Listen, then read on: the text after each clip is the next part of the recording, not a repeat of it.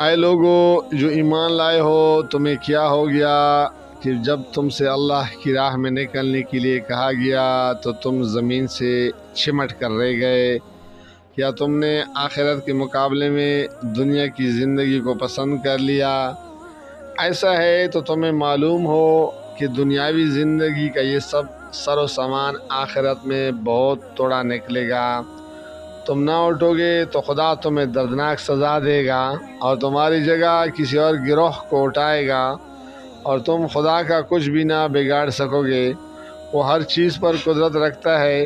تم نے اگر اے نبی صلی اللہ علیہ وسلم کی مدد نہ کی تو کچھ پرواہ نہیں، اللہ اس کی مدد اس وقت کر چکا ہے جب کافروں نے اسے نکال دیا تھا، جب وہ صرف دو میں دوسرا تھا، جب وہ دونوں غار میں تھے، جب وہ اپنے ساتھی سے کہہ رہا تھا کہ ہاں یہ غم نہ کرو، اللہ ہمارے ساتھ ہے، اس وقت اللہ نے اس پر اپنی طرف سے سکون قلب نازل کیا اور اس کی مدد ایسی لشکروں سے کی جو تم کو نظر نہ آتے تھے، اور کافروں کا بول نیچا کر دیا اور اللہ کا بول تو اونچا ہی ہے۔ اللہ زبردست اور دانا اور بینا ہے۔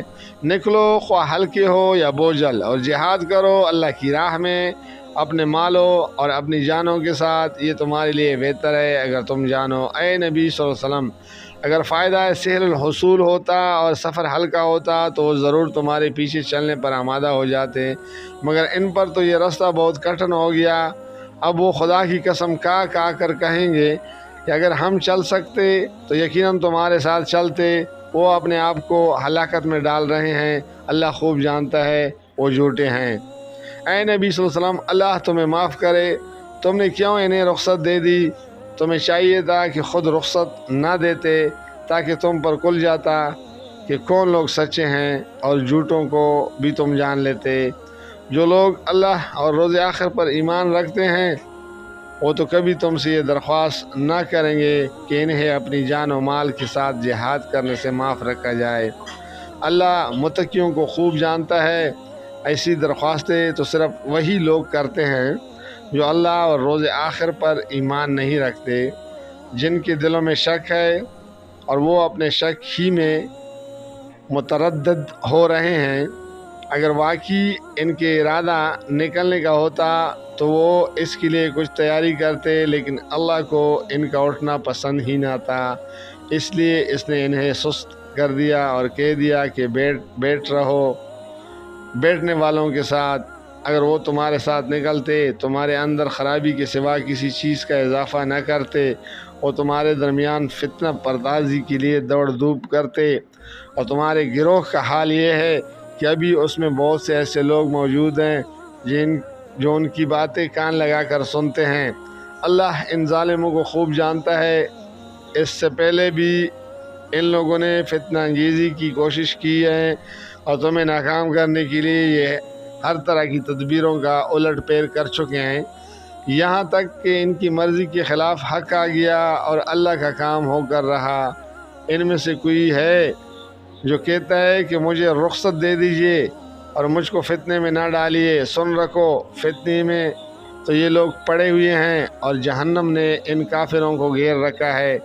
تمہارا بھلا ہوتا ہے تو انہیں رنج ہوتا ہے، اور تم پر کوئی مصیبت آتی ہے تو یہ منہ پھیر کر خوش خوش پلٹتے ہیں اور کہہ جاتے ہیں کہ اچھا ہوا کہ ہم نے پہلے ہی اپنا معاملہ ٹھیک کر لیا تھا۔ ان سے کہو ہم ہرگز کوئی برائی یا بلائی نہیں پہنچتی مگر جو اللہ نے ہمارے لیے لکھ دی ہے۔ اللہ ہی ہمارا مولا ہے اور اہل ایمان کو اسی پر بھروسہ کرنا چاہیے۔ ان سے کہو تم ہمارے معاملے میں جس چیز کا منتظر ہو وہ اس کے سوا اور کیا ہے کہ دو بلائیوں میں سے ایک بلائی ہے، اور ہم تمہارے معاملے میں جس چیز کا منتظر ہیں وہ یہ ہے کہ اللہ خود تم کو سزا دیتا ہے یا ہمارے ہاتھوں دلواتا ہے۔ اچھا تو اب تم بھی انتظار کرو اور ہم بھی تمہارے ساتھ منتظر ہیں۔ ان سے کہو تم اپنے مال خواہ راضی خوشی خرچ کرو یا بکراہت، بہرحال وہ قبول نہ کیے جائیں گے کیونکہ تم فاسق لوگ ہو۔ ان کی دیے ہوئے مال قبول نہ ہونے کی کوئی وجہ اس کے سوا نہیں ہے کہ انہوں نے اللہ اور اس کے رسول سے کفر کیا۔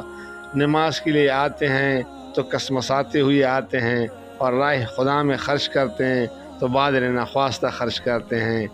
ان کے مال و دولت اور ان کی کثرت اولاد کو دیکھ کر دھوکہ نہ کھاؤ، اللہ تو یہ چاہتا ہے کہ انہی چیزوں کے ذریعے سے ان کو دنیا کی زندگی میں مبتلا عذاب کرے، اور یہ جان بھی دے تو انکار حق ہی کی حالت میں دیں۔ وہ خدا کی قسم کھا کر کہتے ہیں کہ ہم تم میں سے ہیں، حالانکہ وہ ہرگز تم میں سے نہیں ہیں۔ اصل میں تو ایسے لوگ ہیں جو تم سے خوفزدہ ہیں۔ اگر وہ کوئی جائے پناہ پالیں یا کوئی کوہ یا گھس بیٹھنے کی جگہ تو بھاگ کر اس میں جا چھپیں۔ اے نبی صلی اللہ علیہ وسلم، ان میں سے بعض لوگ صدقات کی تقسیم میں تم پر اعتراض کرتے ہیں، اگر اس مال میں سے انہیں کچھ دے دیا جائے تو خوش ہو جائیں، اور نہ دیا جائے تو بگڑنے لگتے ہیں۔